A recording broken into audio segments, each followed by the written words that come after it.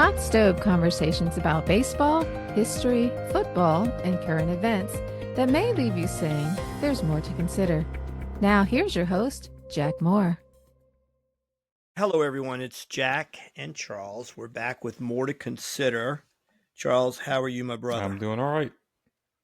All right, you got something you want to bring up to me. Yeah, What do you want to talk about? it's something that happened last week. A judge blocks request to withdraw lawsuit over Idaho's transgender athlete law. Now, I found this awfully interesting. And so wait. I got to get all the players back together. Okay. So the judge did what now? Tell me again. So judge ruled against a former transgender athlete in Idaho who attempted to drop her lawsuit. By the way, it's a dude dressed like a girl. Okay. So when they say her, it's actually him.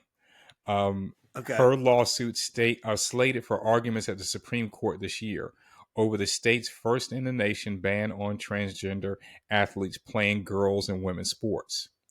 Okay, so it was a person who was male transitioning to female that had a case potentially heard before the Supreme Court or ongoing towards the Supreme Court arguing against the state's ban on males playing female sports. Correct. Biological males playing okay. Correct.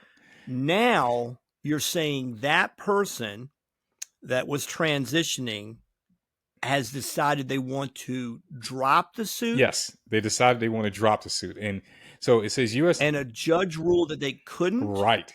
So the U.S. District Court, U.S. District Judge David Nye this week rejected former Boise State student Lindsay Hecox, strangely enough, Hecox, motion to dismiss her lawsuit challenging Idaho's ban on transgender athletes.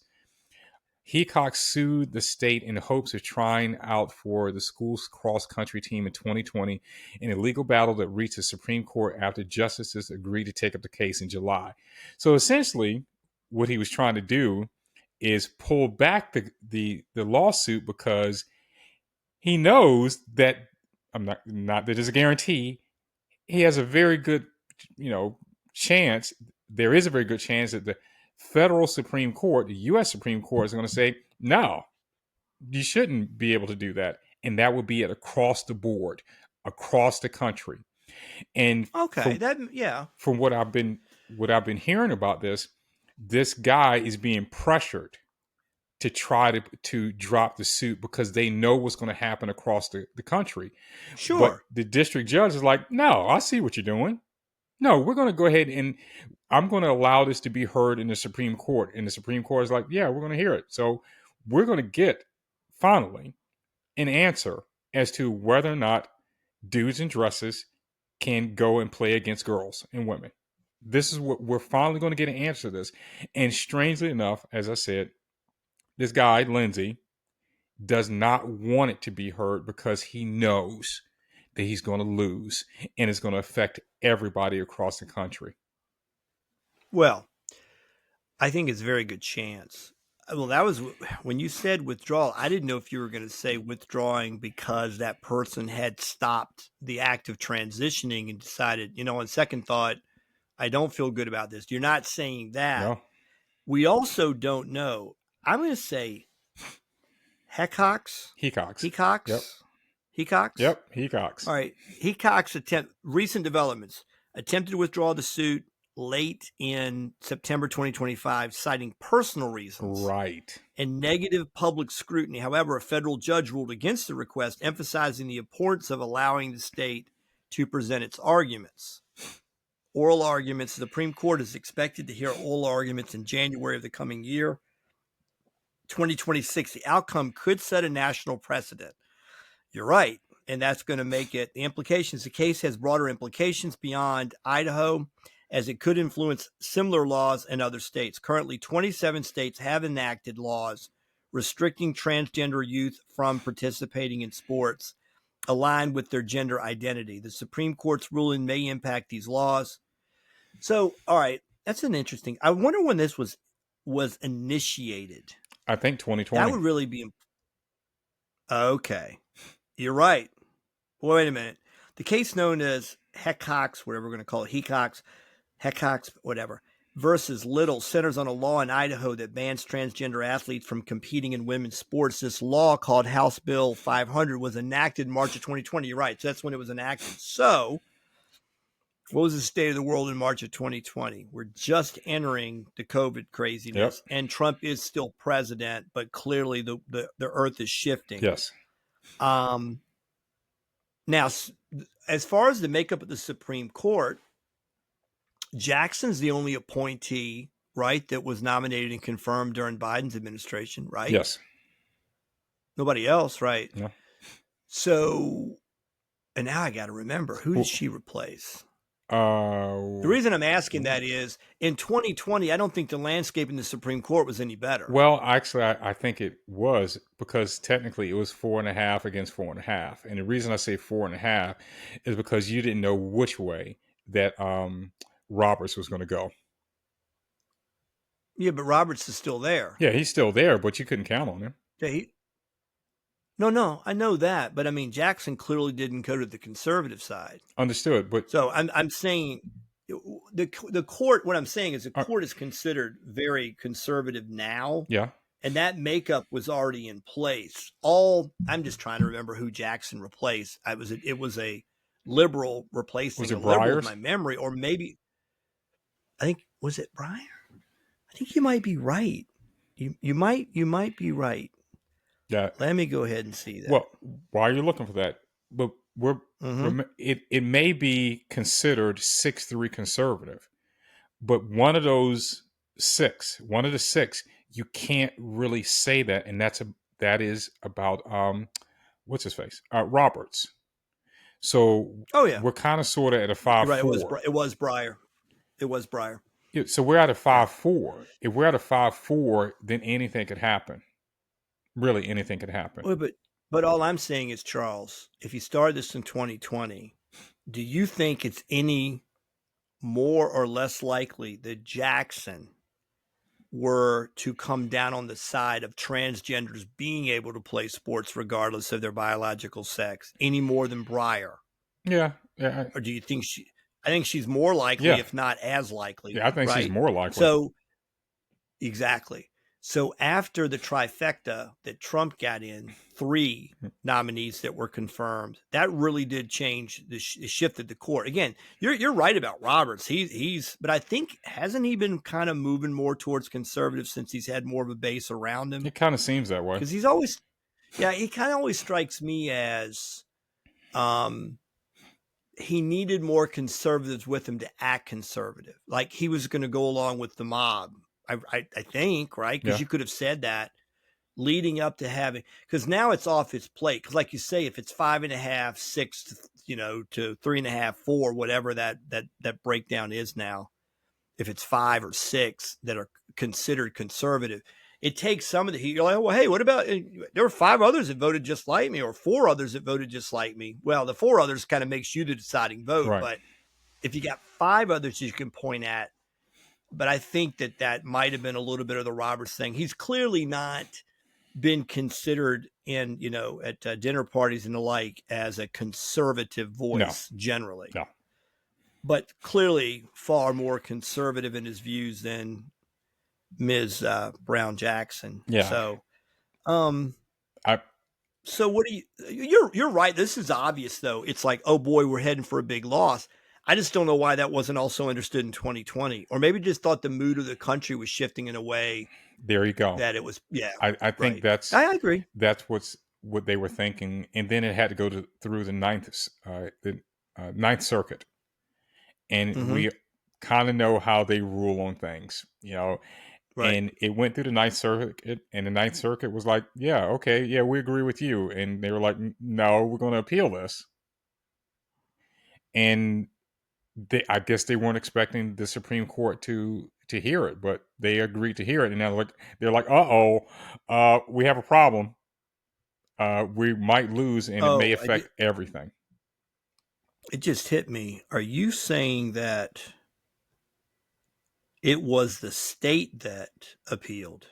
No, it says, I'm reading the actual ruling of filing right now. Right. It says, Hecox is a transgender female who sought to participate in women's sports at Boise State University, but was precluded from doing so under the act. Hecox and another plaintiff, who has since been dismissed, sued, and the court preliminarily enjoined the act. Little appealed, and the Ninth Circuit affirmed. And Little's the state. Yes. That's what I'm saying. It was the state that appealed. Yes, I'm sorry.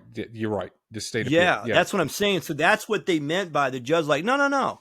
The state gets to say something. It just struck me like, okay, court rulings. A federal judge initially blocked the law, stating that it likely violates the U.S. Constitution. This ruling was upheld by the Ninth Circuit Court of Appeals. Mm-hmm.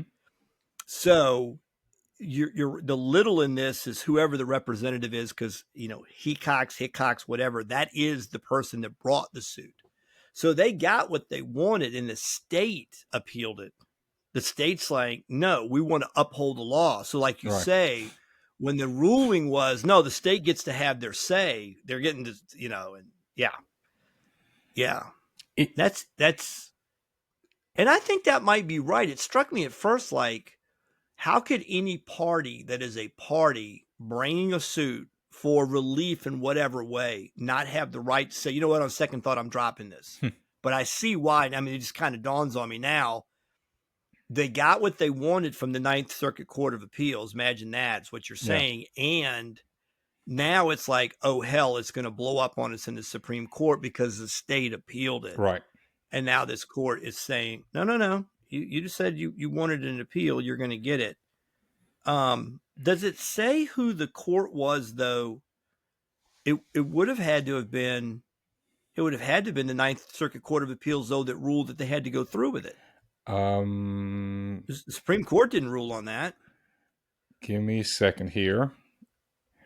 I'm going to send this to my favorite lawyer and have him read this. No, it says a federal judge. It has to be the Ninth Circuit. It wasn't from the Circuit Court of Appeals as it goes up to the Supreme Court. That's the last. It says a federal judge ruled against her request, emphasizing the importance of allowing the state to present its arguments. The actual filing is in the link that I just sent you. Okay. So, yeah, a lot of stuff is Latin to me, because it's literally Latin. Did you send it to me by text message? Yeah.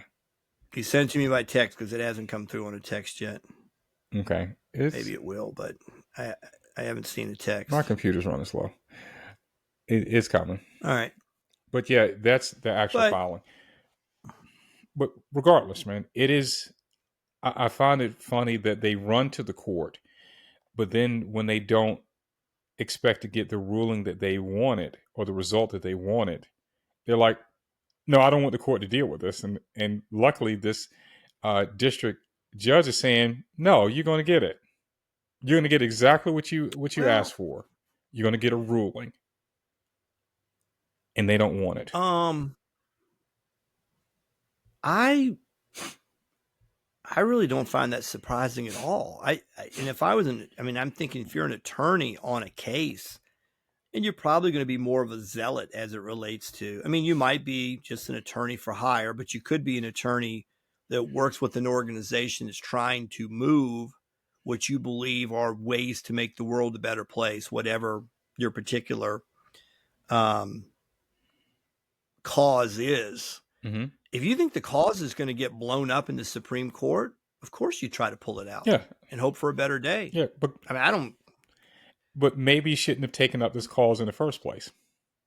Well, I think they took it at a time where they thought there was a wave that was heading in a certain direction. Yeah, I agree. I think that's all it is. I agree. Yeah. Unfortunately, that wave is turning into a rip curl, and it's going to end up biting them in the ass, and biting a whole bunch of other people who are literally panicking over this. They're literally having a fit because they know what's about to happen. Where do you think, though? Oh, man, it's a crazy question to even ask, but where do you think we are in a society right now over that question? Because I would say that there are a lot of people, including, once again, Bill Maher, that all these years I always thought he was sort of libertarian, to be honest with you. My gut feeling on him 25, 30 years ago was he's more of a libertarian type.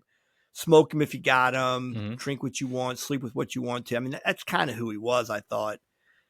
But I saw him do a thing the other night on his show on HBO, and he was like, Democrats, you've got to start pulling your weight and bringing this country back together. You have to stop this, stop this, stop this, stop this. And one of the points he made was, you got to stop telling people that a 6'5" male can go out there and beat the hell out of females in a high school basketball game and say that's okay.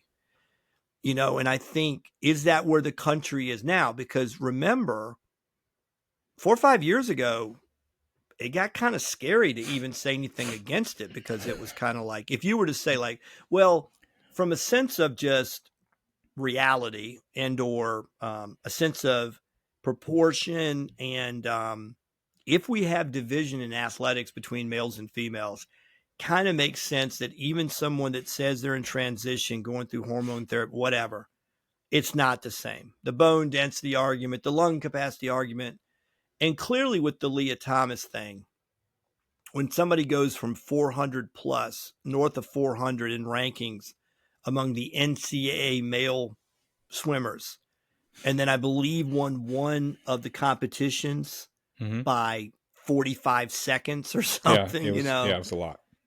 Right. So, and here's another one to have fun with. Remember when John McEnroe caught all the heat? Yeah. I think it was CBS Good Morning. Right. Yeah. And I just thought, this is the most ridiculous thing I've ever heard. They said Serena Williams.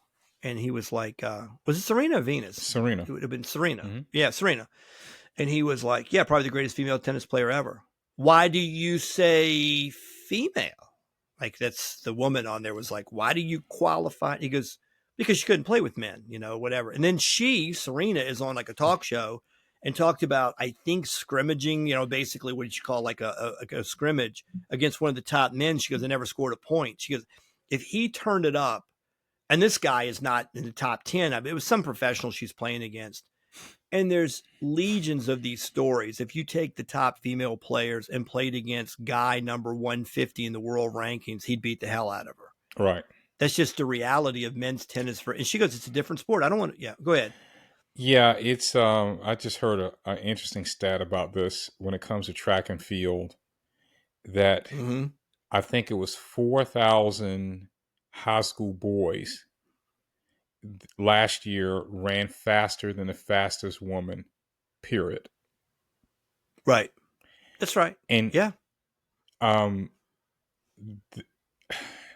think it's a case of a group of people wanting to force you to accept something that is not real. And if we can get you to accept something that's not real, we can get you to accept anything. And if we can get you to say that that guy is a girl, then what else can we get you to say? Or what else can we get you to believe?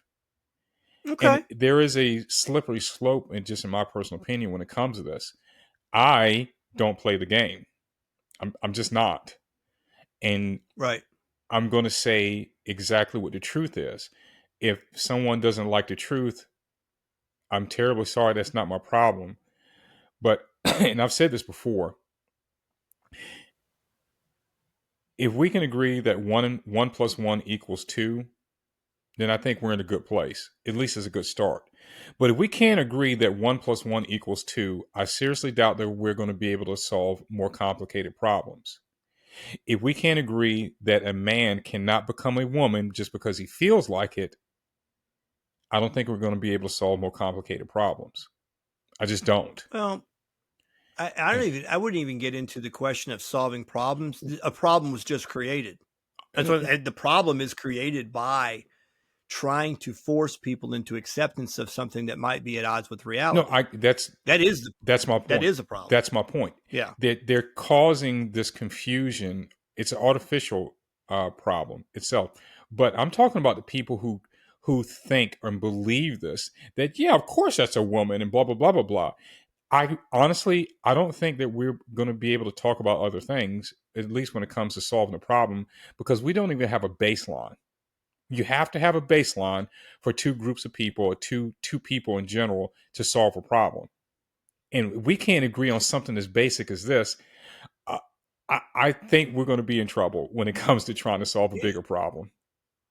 You know something else that I was in a car dealership today, and there was something on the wall that I think was related to the city that I was in. It was kind of one of these citywide, let's have a slogan. So it was like a slogan with, the 5 letters of this, the first letter, of course, of each of these words led to the 5 letters that meant what we're trying to do in this particular city. And one of them was aura, respect the opinions of others, blah, blah, blah. It was kind of that we'll respect. And I'm like, I don't respect everyone's opinion. No. There's lots of things that people believe and say that I don't have any respect for at all. Now, the question is, what does one do with that? If you were to say, would you defend someone's right to have batshit crazy ideas? Sure. As long as they don't impose them upon me, as long as there's not a penalty to me for having to hear their batshit craziness, I'm fine with it. You can believe whatever the hell you want to. You can do what you want to with your life. But when you start to legislate acceptance of that, go ahead. Our radio friend, he was the first person I heard say this. I respect someone's opinion about as much as I respect that their children are smart and their wife is beautiful. Wow. And that makes perfect sense. Interesting. That is all. He would say that. That's all a perspective. Yeah. Right. Yeah. It makes perfect sense that you can have that opinion all day long. Don't expect me to have it. But this is what these people expect, right? That you and I are supposed to see exactly what they see, that dude who's got a full beard and mustache or whatever, that's a woman. It is not. But they want you to believe what they believe. I'm sorry. Do you think that you really believe that? Yeah, I do. Because I work with a lot of people at a college when all this stuff started to become a thing. And honestly, I don't think they believed any of it. The things that they were going along with, I don't believe they thought. They just knew where their bread was buttered, and they knew they had 7 years to retirement, and they knew they had whatever. So they'd say, hey, whatever's good. I'm good with that. And sure. Those people are worse. They're worse because they know better, but still is going to do something that's totally against their common sense. That's even worse.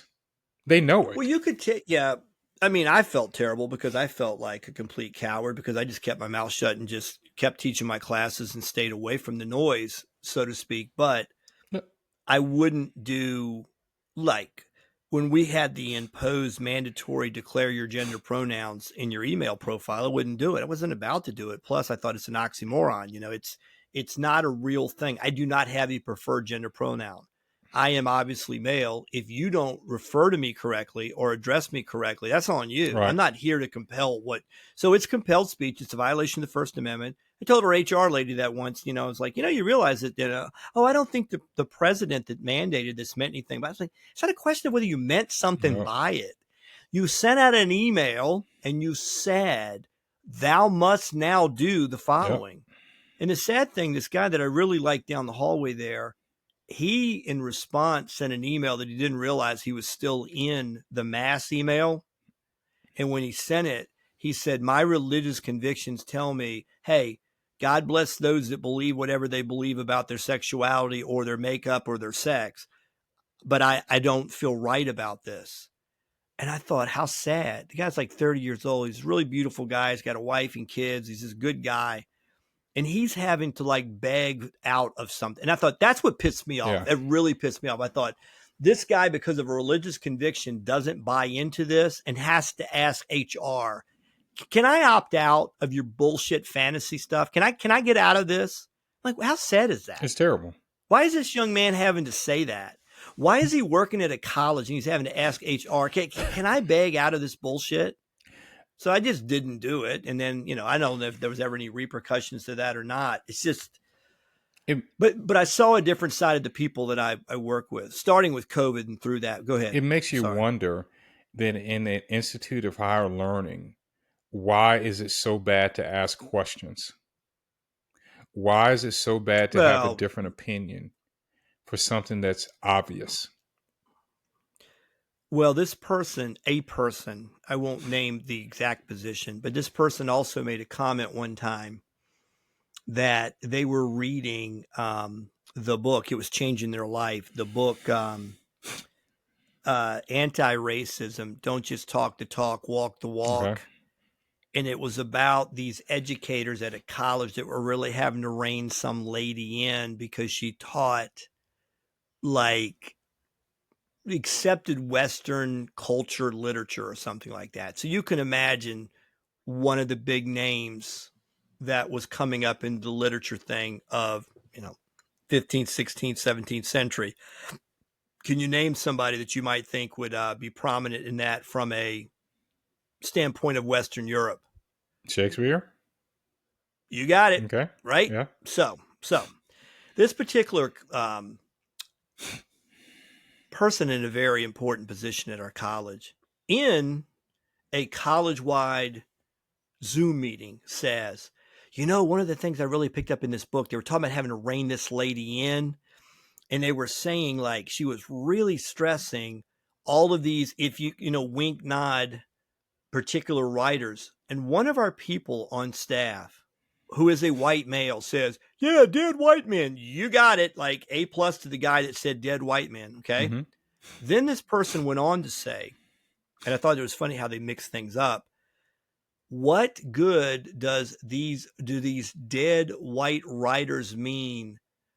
And she said, to a female who identifies as Hispanic. Oh my goodness. And I'm like, whoa. You're starting to get into a salad now that you can't even, get the tongs together. Because you just said a female, ouch. I don't know that you should necessarily be identifying her as female. But then you said identifies as Hispanic. Like, wait a minute. It's the identification part comes with the sex, not with the ethnicity, right. I think. But anyway, so I'm sitting there thinking about it from just straight up logic. And I actually Googled it, imagined it. I just kind of put is it possible for a dead white person to have written anything of any substance that's worth noting? And this guy had actually, sure enough, I get a hit. This guy had said, why are we shitting on Shakespeare? The guy pretty much, and there's a whole conspiracy about it was many people or it was a woman. It was covered up. Everybody's got a theory about Shakespeare. But that Shakespeare in the writing shaped the English language, literally shaped the language. And the thing I wanted to say, but once again, I was a coward, but as I was hearing, I was like, hey, Karl Marx was a white guy, he's dead. Why do you worship him? They're all Marxist, and yet they're shitting on Shakespeare for being a dead white guy. It makes no sense. But I mean, I don't know. Can you give me some race and or ethnicity on Marx? He was Jewish from Germany, I think. I think that's right. Yeah, right. I think so. So he clearly, I don't know. Does that give him some cover on this? I don't know. It probably gets him out of, he's certainly not as oppressive or egregious as a Shakespeare, but go ahead. No, but that's funny. No, but Karl Marx was for the common good. He was for all the people. He was for, all the stuff that doesn't work. That's so true. So he gets a pass. That's so true. Yeah, he gets a pass. Yeah. I just, again, my mind went to hey, what about this old dead white guy? He's dead. And it's maybe we can question whether or not he was white, but it doesn't, to some people that matters.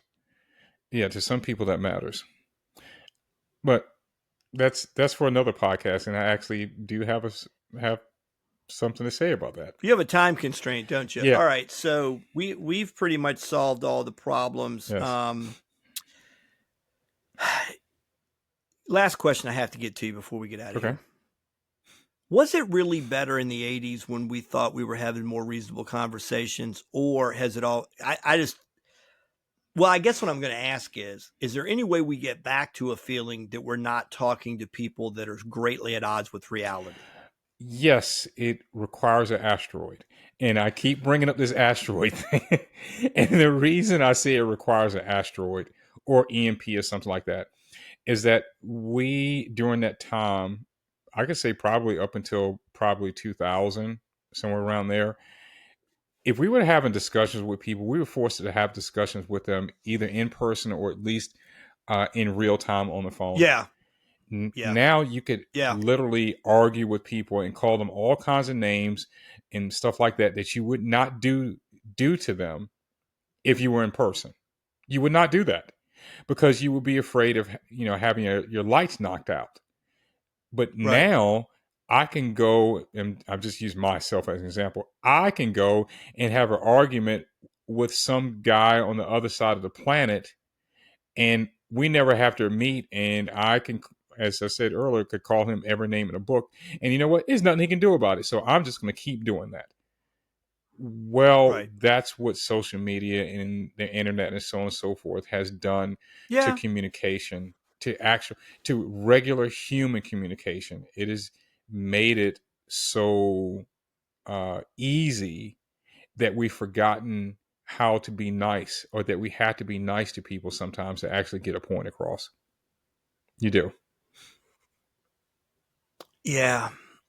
I guess it's the things that we're arguing about. Like, again, 40 years ago, more government, less, like welfare. Was it really the function of government to feed, clothe, and take care of people in certain ways if they were down? Or was it the church? Or should like-minded individuals, stroke checks to help charity? I mean, all those kind of things used to be discussions. Right.